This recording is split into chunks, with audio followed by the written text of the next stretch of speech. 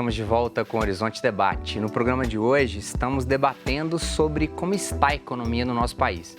Participe conosco, como o Luiz Cláudio, lá de Lagoa Santa, fez. No WhatsApp da TV Horizonte, 31 99642 8473. E eu tinha dito que o intervalo foi legal, o intervalo foi bem legal.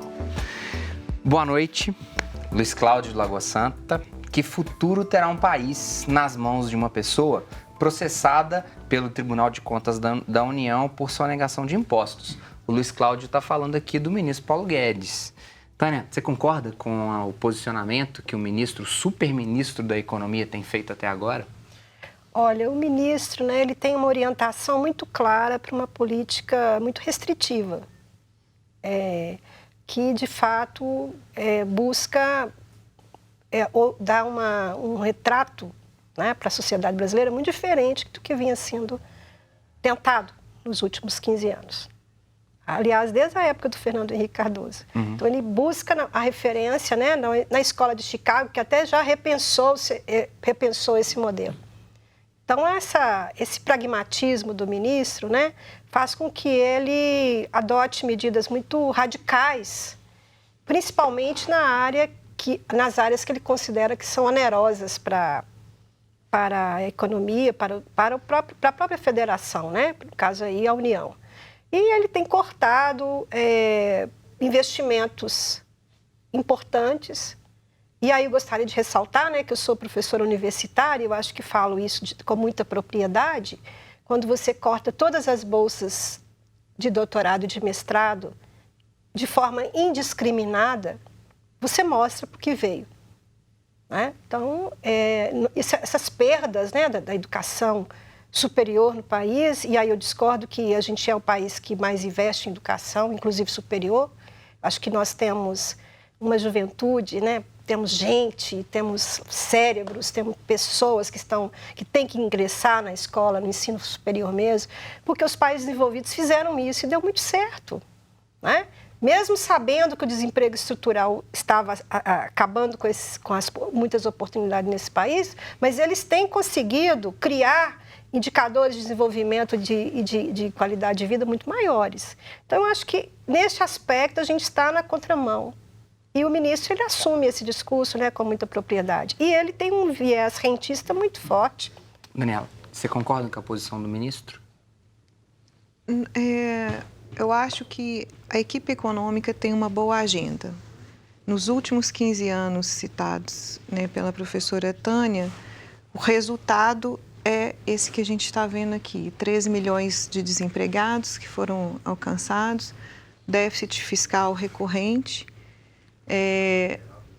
despesas maiores que as receitas e que leva à necessidade de contingenciamento, que é algo que está sendo gerenciado agora por esse novo governo.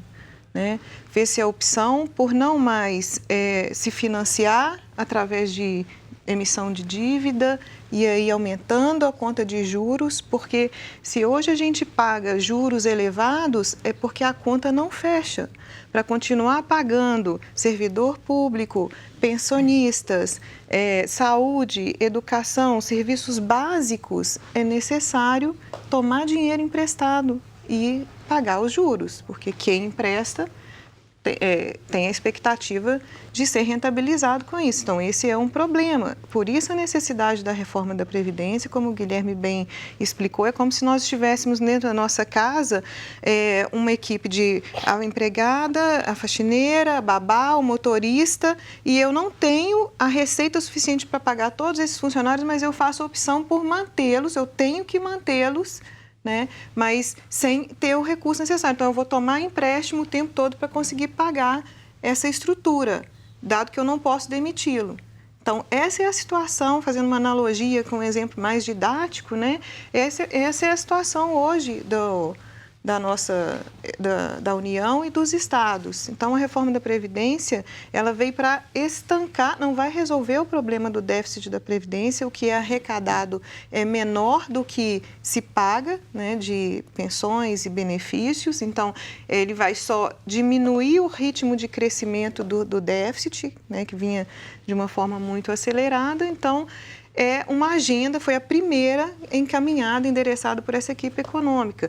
Vem agora nesse espaçamento, né, em que se discute a reforma tributária, fundamental para o resgate da competitividade do setor produtivo, pela simplificação de impostos, porque a gente também não tem expectativa de redução de carga tributária, porque as contas não fecham. Sim, mas só então, permita-me, e por favor, diga, por favor, se eu estiver errado, Tânia, Daniela, Guilherme, se eu estiver errado em insistir na questão da desigualdade, não é penalizar essa parte mais fraca ou penalizar o sujeito que podia, a universidade, a educação, não é dizer que esse contingenciamento, que esses cortes não vão trazer benefício e, pelo contrário, o revés vai ser muito pior do que o benefício que vem. Não há espaço para isso. Se o Guilherme quiser comentar, eu gostaria hoje também de comentar. Não há espaço para isso. É preciso fazer escolhas duras, né? Então, dado que o que você tem que pagar, acho que 60% do que se arrecada é gasto com pessoal e pensionistas, né? E quem é assistido pelo sistema de previdência pública, tanto privada quanto a própria, né, do governo. Somado aos gastos obrigatórios com saúde e educação, não sobra nada. Então, é necessário contingenciar para evitar que você se endivide mais para pagar, né, os bolsistas. É uma escolha dura, né, mas ela precisa de ser feita. Eu gostaria, primeiramente, de dizer que essa discussão ela não é nem de esquerda nem de direita. É uma perspectiva da própria ciência econômica, né, do desenvolvimento. Né? Desenvolvimento econômico e exige que você tenha mais ponderação e busque atender a maioria. Não restringir suas medidas a determinados segmentos sociais. Isso você gera muita desorganização social. Pode até resolver os problemas econômicos dos grandes grupos e das grandes empresas. Esse modelo, nós já discutimos isso muito na nossa sociedade brasileira. Até os próprios economistas já esgotaram essa discussão. E nós observamos que a discussão da reforma da Previdência, primeira coisa, quero dizer que as pessoas que estão sendo penalizadas não são as pessoas de maior renda, são as de menor renda. Segundo, o déficit da Previdência Social tem que ficar muito claro que Previdência não é esmola. As pessoas contribuem mensalmente e têm um rendimento pífio, inclusive, no final das suas vidas. Então, mas por quê? Porque o sistema é gerido ela tem uma filosofia que a Previdência Social ela tem que atender aos interesses da sociedade. A perspectiva de privatizar a Previdência ela é muito boa porque gera mercado, né? Para as seguradoras, isso é muito claro. Isso, para quem tem rendas médias e altas, é excelente. Agora, para resolver o problema da desigualdade, eu sinto muito, não é possível defender isso. E uma outra questão que eu gostaria de dizer, que outros países já fizeram reforma da Previdência e estenderam anos que você tem que contribuir, porque a população está vivendo mais. Vocês podem observar que esse não foi o ponto mais crítico. A questão da Previdência e a discussão do desacordo é com o processo de capitalização. Esse é o problema, que você vai financiarizar algo que é algo que tem uma finalidade social. Que eu acho que é uma questão também, por isso que eu falei do rentismo. E alguns grupos organizados que conseguiram manter alguns privilégios. Exatamente, né? e fora, por exemplo, setor público. Os policiais do legislativo, né? Assim, os policiais que estão ali... Os deputados não vão entrar, o judiciário não vai entrar. Então, você tem todo um processo de penalizar as pequenas rendas. E você... Ou seja, quem se organizou... se beneficiou. Não é só organizar, né, que tem acesso direto ao governo. Aos representantes do povo. Sim. Guilherme, o Juan, também estava com saudade, bacana a sua participação. Boa noite, eu sou o Juan de BH, do Nazaré, também senti falta, o Juan dizendo que sentiu falta do programa também. Muito bom o programa de hoje. Posso afirmar com certeza que a economia está melhorando e o emprego também, pois sou MEI forçado e agora nos últimos dias já recebi várias propostas de emprego, coisa que até uns 3 meses atrás estava muito difícil.